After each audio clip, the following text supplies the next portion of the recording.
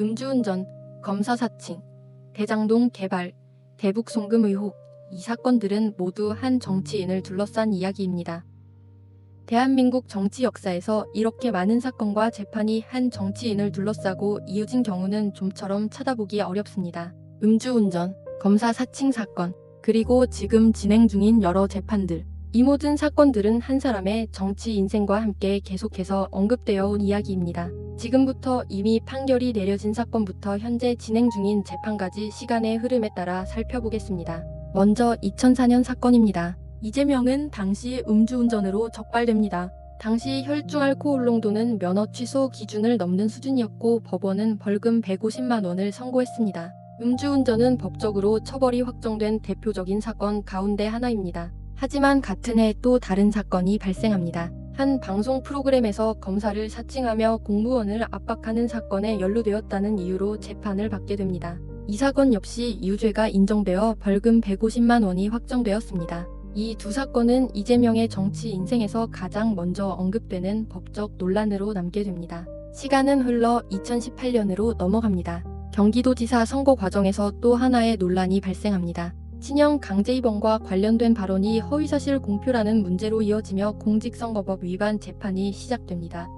이 사건은 정치권에서도 큰 논쟁이 되었고 법원 판단 역시 여러 단계를 거치게 됩니다.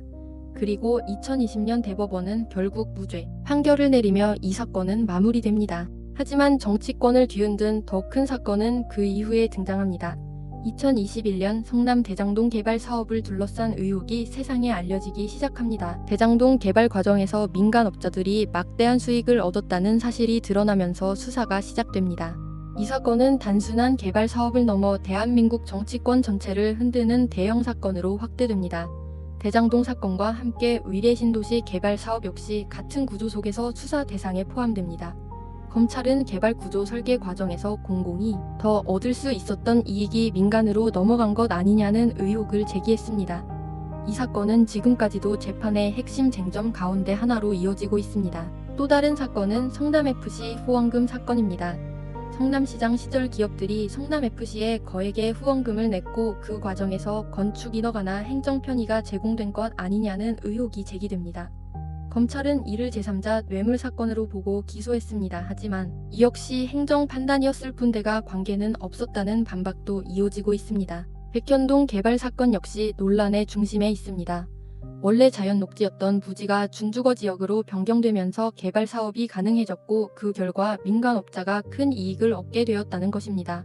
이 과정이 정상적인 행정 결정이었는지 아니면 특혜였는지를 두고 법적 공방이 이어지고 있습니다. 쌍방울 대북 송금 사건은 성격이 조금 다릅니다.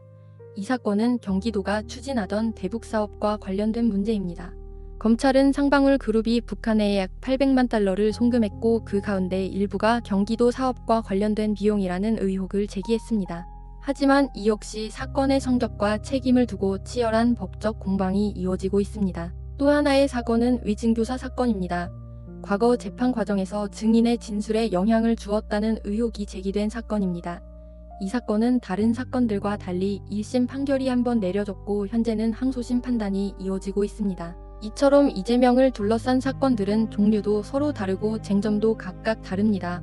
어떤 사건은 개발 이익 배분 구조를 둘러싼 문제이고 어떤 사건은 기업 후원과 행정의 관계를 다투며 또 어떤 사건은 대북 사업과 관련된 외환거래 문제를 다루고 있습니다.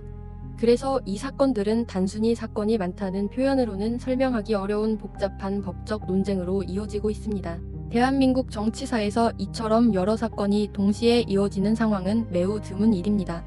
그리고 지금도 이 사건들의 결론은 아직 완전히 끝난 것이 아닙니다. 앞으로 법원의 판단이 어떤 결론을 내리게 될지에 따라 대한민국 정치에도 적지 않은 영향을 미칠 것으로 보입니다. 여러분은 이 사건들을 어떻게 보고 계십니까? 대한민국 정치 역사에서 이 사건들은 어떤 의미로 기록될까요? 여러분의 생각을 댓글로 남겨주시기 바랍니다.